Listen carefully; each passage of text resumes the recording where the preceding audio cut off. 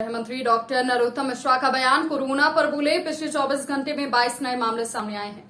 उन्होंने कहा कि 39 लोग ठीक हुए हैं। एक्टिव केसेस की संख्या 218 बची है। साथ ही साथ आपको बता दें कि वाराणसी कोर्ट के फैसले पर बोले कि भगवान राम और महादेव स्वदेश में हैं। विधानसभा मॉनसून सत्र पर कहा कि कमलनाथ के लिए क्या कहें, वो खुद को संसदीय ज्ञान में महारथी बताते हैं और सदन में कमलनाथ पर मरमरता ज्ञान बताने पर बकवास बताएंगे तो जनता भी बकवास समझने लगती है। विधायक की ताकत सदन से ही उन्हें मिलती है।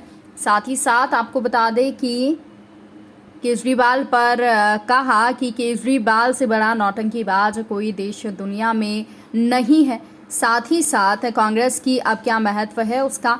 आरएसएस के नेकर में आग लगाने पर बोले कि देश के बंटवारे के समय जिस पार्टी ने आग लगाई, अब ये लोग नेकर में आग लगा रहे हैं तो आश्चर्य कैसा। बिलोबोग दोनों आरोपी गिरफ्तार हो गए हैं और स्कूल प्रबंधन ने लापरवाही की है, उसकी जांच की जाएगी, कार्रवाई भी की जाएगी। बिलबाग स्कूल की घटना पर गृह मंत्री ने कहा कि स्कूल प्रबंधन से भी इस मामले की लीपापोती की गई है। ऐसे में प्रबंधन की जांच होगी और जो भी दोषी पाए जाएंगे उस पर कार्रवाई होगी। देश के बंटवारे के वक्त जिस पार्टी ने आग लगाई, 84 के दंगों में जिन्होंने सिखों के गले में टाई डालकर उन्हें जलाया, अगर ये लोग निक्कर में आग लगा रहे हैं तो इसमें अचंभा कैसा है। 72 सालों तक कश्मीर सुलगता रहा, कौन था पीछे?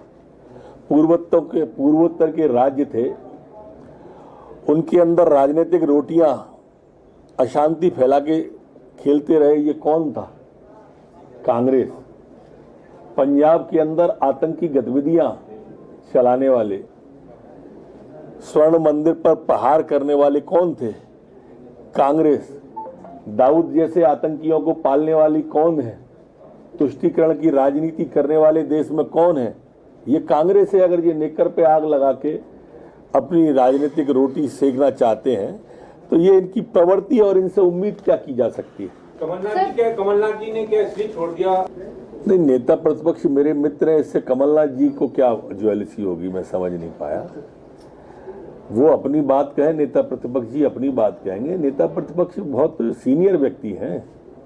कमलनाथ जी विधायक की दृष्टि से तो पहली बार के ही विधायक है ना, सांसद लंबे समय से हो सकते हैं। देखिए, ये दोनों आरोपी हैं जो हनुमंत और उर्मिला, वो दोनों गिरफ्तार हो गए। जहां तक स्कूल प्रबंधन का सवाल है, मैं भी मानता हूं कि उन्होंने मामले में लीपापोती करने की कोशिश की, इसलिए उनकी भी जांच और पूछताछ में लिया जाएगा। क्या उन पे भी कार्रवाई?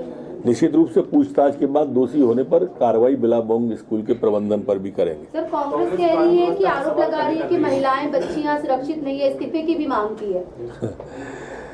वो कांग्रेस जो कभी भी जिन्होंने सत्य का पक्ष नहीं लिया, सिर्फ भ्रम की राजनीति की, उनसे क्या उम्मीद करेंगे। करण बोरवाल का भी मामला सामने आया, उन्होंने निष्कासित कर दिया।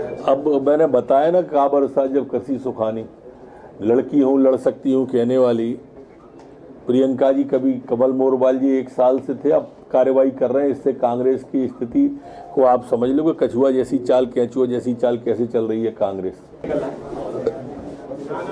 पिछले 24 घंटे में कोरोना के 22 नए प्रकरण संपूर्ण प्रदेश में आए। 39 लोग ठीक होकर अपने घरों और गंतव्य की ओर गए। एक्टिव केस वर्तमान में 218 संपूर्ण प्रदेश में हैं। जो सैंपल लिए गए 24 घंटे में वो 3076 है। संक्रमण दर वर्तमान में मध्य प्रदेश की 0.72 है, जबकि रिकवरी की दर स्थिर हमारी 98.7 बनी हुई है। पुलिसकर्मी निरंक हैं, एक्टिव में भी और नए आने में भी। जो पिछले 24 घंटे में वैक्सीनेशन हुआ है वो 42,202 लोगों का हुआ है। अभी तक जो कुल वैक्सीनेशन हुआ है वो 13,15,881 लोगों का अभी तक कुल वैक्सीनेशन हुआ है। जी, सदन का पहला दिन है और प्रदेश अध्यक्ष कमलनाथ जी से बाहर और कहते हैं कि सत्र छोड़ रहा है, सरकार चर्चा से भागती है, खुद ही नहीं आ रहे हैं। अब क्या कहें उनके लिए। अपने आप को संसदीय ज्ञान का मर्मज्ञ बताते हैं। कहते हैं मेरी पीएचडी है, मैं संसदीय कार्य मंत्री रहा हूं, बड़े सदन का रहा हूं। प्रारंभ वाले ही दिन अनुपस्थित। पता नहीं कैसा लगेगा कांग्रेस के विधायकों को कि सेनापति ही नहीं।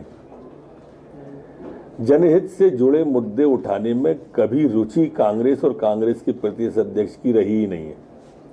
आप जब तक वो नेता प्रतिपक्ष रहे, उनका एक कार्यकाल भी देख लीजिए जब उनका किसी जनहित के मुद्दे पर भाषण हुआ हो या आया हो। आज गोविंद सिंह पहली बार सदन में आएंगे नेता। स्वागत है उनका, मेरे मित्र हैं और काफ़ी वरिष्ठ विधायक हैं। सन 90 से हम साथ में हैं और निश्चित रूप से वो अच्छे संसदीय कार्य मंत्री भी रहे हैं और सदन के अच्छे ज्ञाता भी हैं।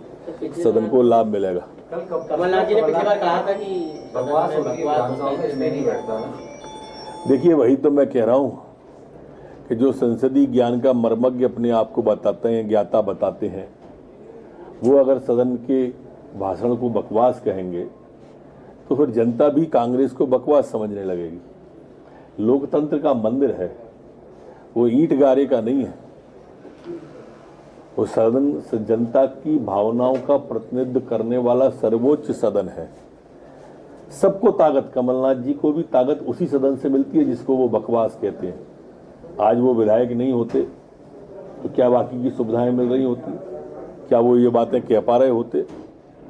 कोई भी है व्यक्ति, कोई भी विधायक है सदन का, उसको ताकत सदन से ही मिलती है। केजरीवाल